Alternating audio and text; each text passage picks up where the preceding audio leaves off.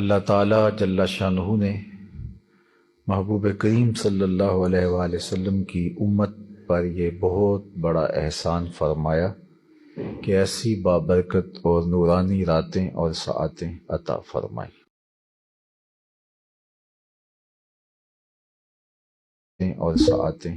فرمائی ہم اس پر اس کا بہت شکر ادا کرتے ہیں۔ عمومی طور پہ ایسی راتوں میں لوگوں کا رجحان اور ذکر و فکر کی کیفیت کا نصیب ہو جانا اور بہت سارے لوگوں کی زندگیوں میں عملی تبدیلی پیدا ہو جانا، ہم تو بچپن میں اور بچپن سے آج تک اسے دیکھتے آئے ہیں۔ رمضان المبارک سے قبل ہی ماہ صیام کا ایک ماحول پیدا ہو جاتا ہے ان راتوں کے ذریعے سے، تو میں اور آپ ان مبارک راتوں کی برکتوں سے مالا مال کیے گئے ہیں۔ اللہ ہمیں قدر دانی کی توفیق عطا فرمائے۔ ہر سال لیلۃ القدر کے حوالے سے کسی نہ کسی قرآن مجید کی آیت کریمہ یا کسی سورت پر گفتگو ہوتی ہے اور یہی ہمارا معمول ہے۔ اگرچہ لیلۃ البرات پر شب برات پر اسی عنوان سے بھی گفتگو کی جا سکتی ہے، لیکن ہر سال ہی اسی ایک عنوان سے بات کرنے کی بجائے ہم ہر سال مختلف عنوانات سے اس مبارک رات کے دامن میں قرآن مجید کا درس اپنا معمول رکھتے ہیں۔ آج میرے خیال میں سورہ الملک قرآن مجید کی وہ مبارک صورت ہے جو 30 آیات پر مشتمل ہے، اور اس صورت کو اللہ نے یہ اعزاز عطا کیا ہے کہ اس کے پڑھنے والے کی مغفرت فرما دی جاتی ہے۔ اللہ کے محبوب علیہ السلام اپنی ہر رات میں سورہ السجدہ اور سورہ الملک ان دونوں کی تلاوت فرمایا کرتے، اور چاہے سفر میں ہوتے چاہے حضر میں ہوتے، تو آقا کریم نے کبھی بھی اس معمول کو ترک نہیں کیا، بلکہ فرمایا کہ میری آرزو ہے کہ میری امت کے پاس سورہ الملک ہو۔ اس لیے ہمارے اسلاف نے خود بھی یہ معمول جاری رکھا اور سورہ ملک کی تلاوت اپنے معمولات میں شامل کی، اور اپنی اولاد کو، اپنے رشتہ داروں کو، حتیٰ کہ اپنے پڑوسیوں کو بھی اس صورت کا عامل بنانے کی کوشش کی۔ معاشرے کے اندر اگر سورہ الملک کی تلاوت کا معمول ہو جائے تو اتنی برکتیں دیکھنے کو ملے کہ جو شمار سے باہر ہوں۔ ہماری راتیں سورۃ الملک کی تلاوت سے خالی نہیں ہونی چاہیے۔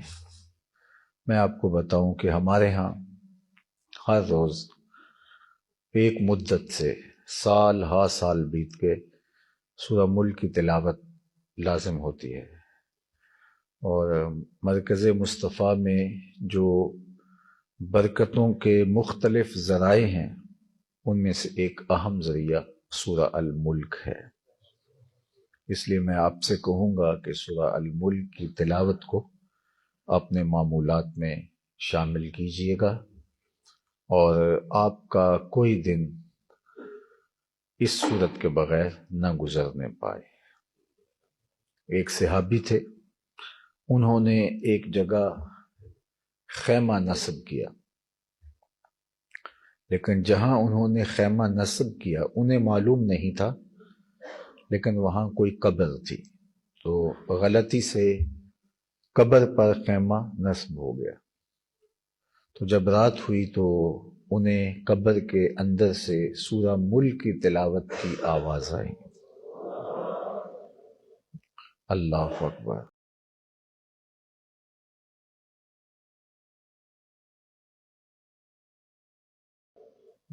اللہ اکبر۔ اور یہ بھی فرمایا گیا کہ سورہ ملک ایسی مدد کرتی ہے کہ جب کوئی شخص قبر میں اترتا ہے تو یہ باقاعدہ متشکل ہو کے صاحب قبر کو جو سورہ الملک کا مستقل قاری اور عامل ہوگا اس کو بچاتی ہے۔ عذاب کے فرشتے پائنتی کی جانب آئیں تو یہ آگے کھڑی ہو جاتی ہے، سرہانے کی جانب سے آئیں تو یہ آگے کھڑی ہو جاتی ہے، دائیں سے آئیں تو آگے سورہ ملک کھڑی ہوتی ہے، بائیں کی جانب سے آئیں تو آگے سورہ ملک کھڑی ہوتی ہے۔ اس لیے مجھے امید ہے کہ آپ اپنے معمولات میں، بہت سارے لوگوں کے معمولات میں تو یہ سورہ ملک موجود ہوگی، چونکہ ہم بھی اپنے ماں باپ سے یہ عملاً دیکھتے آئے ہیں کہ وہ سورہ ملک کی تلاوت کے بغیر سوتے نہیں تھے، اور پھر وہ آگے منتقل سلسلہ ہوا اور پھر آگے ہم منتقل کرنے کی کوشش کر رہے ہیں۔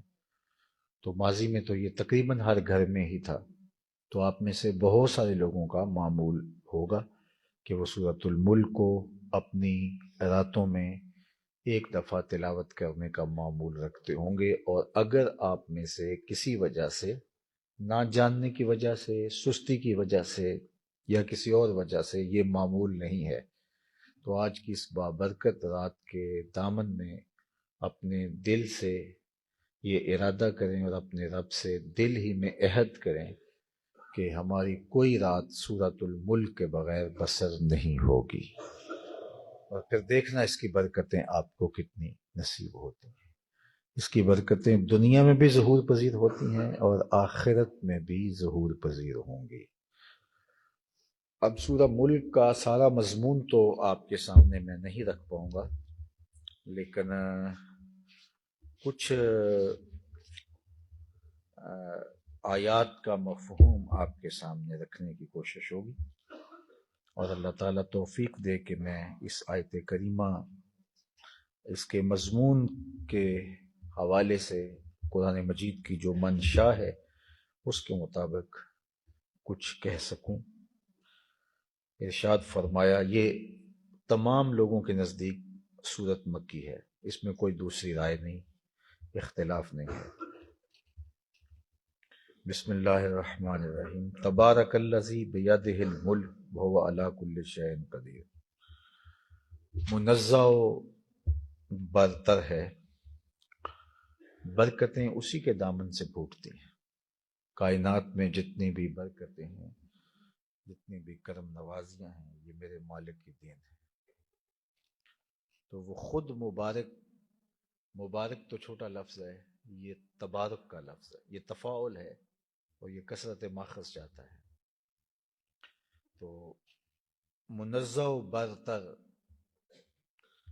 بہت بے پناہ برکتوں کا حامل، الذی، وہ پاکیزہ ذات، بیدہ الملک، جس کے قبضے میں بادشاہی ہے، اس کے دست قدرت میں، اس کے قبضے میں بادشاہی ہے۔ وہو علی کل شیء قدیر، اور وہ ہر چیز پر مکمل قادر ہے، پوری طرح قادر ہے۔ یہ اس کی شان ہے کہ بادشاہت، حقیقی بادشاہت اسی کے ہاتھ میں ہے۔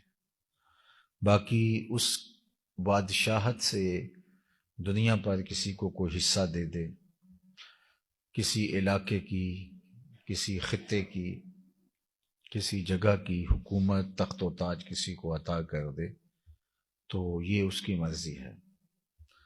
مشیت الہی سے بادشاہتیں مجازاً بٹتی رہتی ہیں اور لوگوں کو تقسیم ہوتی رہتی ہیں۔ وہ جسے چاہے ملک عطا کر دے، جس سے چاہے ملک چھین لے، خیر اسی کے قبضہ قدرت میں ہے۔ وہ بادشاہت، دنیا کا تخت و تاج، دنیا کی دولت اسے بھی دیتا ہے جس سے راضی ہو، اور اسے بھی دیتا ہے جس سے راضی نہ ہو۔ نمرود ہے، قارون ہے، حامان ہے، ان کو تخت و تاج دیے گئے تو اللہ ان سے راضی نہیں تھا، یہ ان کے لیے سخت آزمائش تھی۔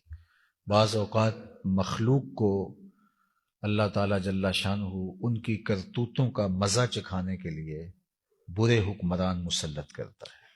حجاج بن یوسف جیسا شخص جب لوگوں پر مسلط کر دیا گیا، حضرت حسن بصری رضی اللہ تعالیٰ عنہ فرمایا کرتے تھے کہ پچھلی امتوں کے لوگ اپنے سارے ظالم جمع کر لیں اور ایک پلڑے میں رکھ دیں۔